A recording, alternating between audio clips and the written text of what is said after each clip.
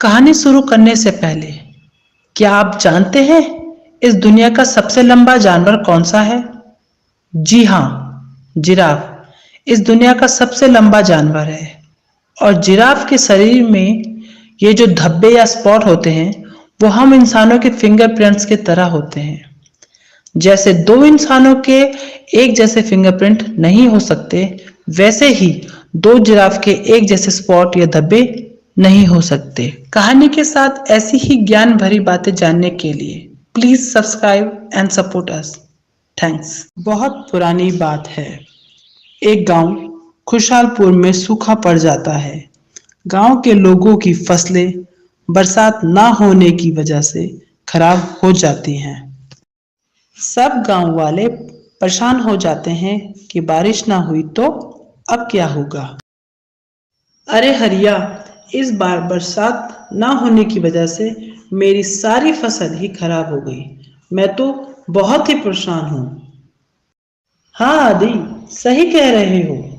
अगर अब भी बारिश ना हुई तो मुसीबत आ जाएगी। हर बार तो समय पे बारिश हो जाती थी। लगता है हमारे गांव में लोगों ने बहुत बुरे कर्म किए हैं, इसीलिए बारिश नहीं हो रही है। मैंने सुना है जंगल के पार एक बहुत प्रसिद्ध मंदिर है। क्यों ना हम सब चलकर वहां भगवान से प्रार्थना करें और भगवान खुश होकर बारिश कर दे।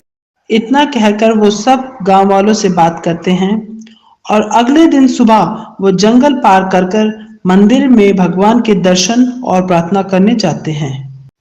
और फिर अगले दिन जब वो वापस लौट रहे होते हैं तो उन्हें लौटने में देर हो जाती है और रास्ते में ही अंधेरा हो जाता है।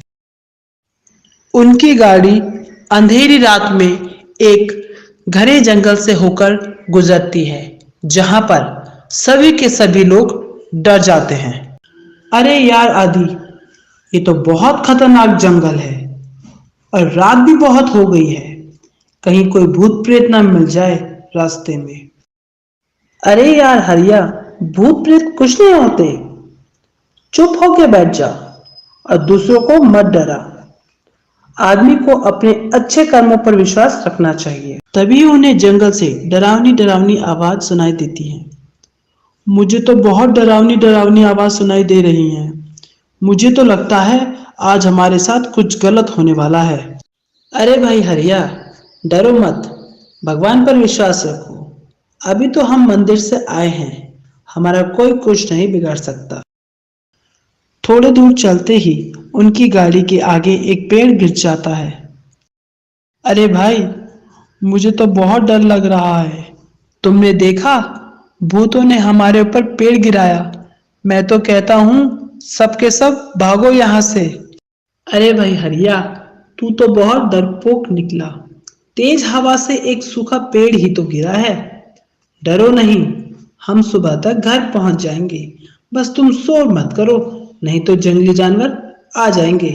थोड़ी दूर आगे चलने पर पहाड़ी से एक पत्थर लुढ़क लुढ़क कर गिरता है और उनकी गाड़ी पर टकराता है।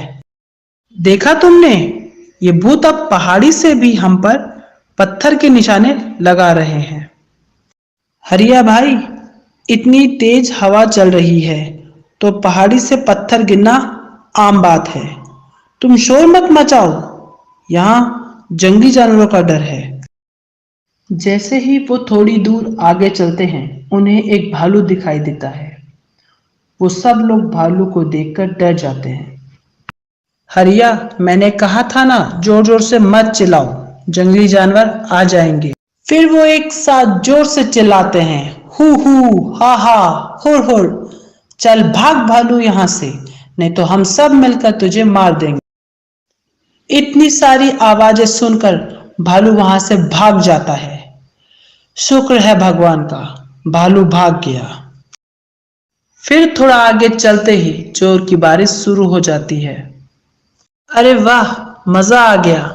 देखा, मैं ना कहता था भगवान हमारी जरूर सुनेंगे। देखो बारिश हो गई। तभी आसमान से एक बिजली उनके गाड़ी के करीब आकर गिरती है। आदि भाई, बाल बाल बच गए। अगर ये बिजली हमारी गाड़ी पर गिरती तो हम सब नहीं बचते। थोड़ा आगे चलते ही एक बार फिर आसमान से बिजली उनकी गाड़ी के बहुत करीब गिरती है। हे भगवान, फिर बाल बाल बच गए। लगता है भगवान हमसे रुष्ट है, इसलिए बार बार बिजली गिर रही है। रामू भाई, मुझे लगता है आज हमारी गाड़ी में किसी का आखिरी दिन है, तभी बार बार हमें परेशानी का सामना करना पड़ रहा है। तभी एक बार फिर आसमान से बिजली उनकी गाड़ी के पास गिरती है। हे भगवान, मैंने तो कोई पाप नहीं किया, मुझे छोड़ के इन तीनों को अपने पास बुला लो। मुझे लगता है आज हम में से किसी की मौत पक्की है। हमने उस आदमी को इस गाड़ी से नहीं उतारा तो सबकी मौत पक्की है। भाई, तुम बात तो सही कह रहे हो, पर हमें कैसे पता चलेगा कि वो आदमी कौन है? ऐसा करते हैं, हम में से सब एक एक कर सामने वाले पेड़ को छू कर आएंगे। जिसकी भी मौत होगी बिजली उस पर गिरेगी और बाकी सब बच जाएंगे। इतना कहकर सब एक दूसरे से बात करते हैं और एक एक कर पेड़ को छूने के लिए तैयार हो जाते हैं। सबसे पहले श्यामू जाता है। हे भगवान, मैंने तो कोई पाप नहीं किया, मुझे बचा लो, मैं मंदिर में 11 रुपए का प्रसाद चढ़ाऊंगा। श्यामू डरता हुआ पेड़ के पास जाता है और उसे छू के वापस आ जाता है। बच गया भाई, बच गया, मैं तो बच गया। रामू भाई, अब तुम जाओ, तुम्हारी बारी। फिर रामू जाता है। हे भगवान, मुझे भी माफ कर दो, अगर आपने मुझे बचा लिया तो मैं 21 रुपए का प्रसाद चढ़ाऊंगा। फिर रामू भी पेड़ को हाथ लगा के वापस आ जाता है। अरे बच गया भाई, मैं भी बच गया। हरिया, अब तुम जाओ, तुम्हारी बारी। फिर हरिया जाता है। हे भगवान, मेरी भी सारी गलतियां माफ कर दो, अगर मैं बच गया तो मैं 51 रुपए का प्रसाद चढ़ाऊंगा। हरिया भी डरते हुए जाता है और पेड़ को हाथ लगा के वापस आ जाता है। अरे वाह भाई, मैं भी बच गया। अब आदि, तुम्हारी बारी है। क्योंकि अब सिर्फ आदि ही बचा था, इसलिए सबको लग रहा था कि आदि के वजह से ही उन सब की जान खतरे में पड़ी हुई थी और अब बिजली आदि के ऊपर ही गिरेगी। आदि भी यह सोचकर उदास हो जाता है कि मेरी वजह से मेरे दोस्तों की जान भी खतरे में पड़ गई, इसलिए वह बिना डरे पेड़ के पास जाने को तैयार हो जाता है। हे भगवान, मैंने अपने पूरे जीवन में हमेशा मेहनत से काम किया और कभी किसी से छल कपट नहीं किया, कभी किसी का अपमान नहीं किया और ना ही कोई पाप किया। मैंने हमेशा सबकी सुख की कामना की है, मगर फिर भी मुझसे अनजाने में कोई भूल हो गई हो तो मुझे क्षमा करना। मैं खुशी खुशी मरने को तैयार हूँ, बस आप मेरे परिवार की रक्षा करना। आप मुझ पे बिजली गिरा सकते हो, मैं तैयार हूँ। गाड़ी में बैठे लोग ये सोच के बहुत खुश होते हैं कि वो बच गए और बिजली आदि के ऊपर ही गिरेगी। जैसे ही आदि पेड़ को छूता है, जोर से बिजली गिरती है, पर बिजली आदि पे नहीं गाड़ी पर गिरती है जिसमें बाकी सब लोग बैठे थे। आदि ही एकमात्र इंसान था जिसकी वजह से सब लोग बचे हुए थे और बिजली गाड़ी के पास तो गिर रही थी, परंतु गाड़ी पर नहीं गिर रही थी क्योंकि गाड़ी में आदि बैठा था। पर जैसे ही बाकी लोगों ने आदि को गाड़ी से उतारा, बिजली गाड़ी पर गिर गई। आदि यह सब देखकर बहुत उदास हो जाता है कि बिजली उसके दोस्तों के ऊपर गिर गई। भगवान, अगर मैंने सच्चे दिल से आपकी सेवा की है तो मेरे सभी दोस्तों को जीवन दान दे दो। भगवान आदि से खुश होके उसके सभी दोस्तों के पाप माफ कर उन्हें जीवन दान दे देते हैं और उसके सभी दोस्त फिर से जिंदा हो जाते हैं। सभी आदि से माफी मांगते हैं और अपने गांव की तरफ चल देते हैं। जैसे ही वो गांव पहुंचते हैं तो देखते हैं कि उनके सारे खेत हरे भरे हो चुके हैं। फिर वो सारे दोस्त आपस में मिलजुल कर रहने लगते हैं और आदि को धन्यवाद देते हैं।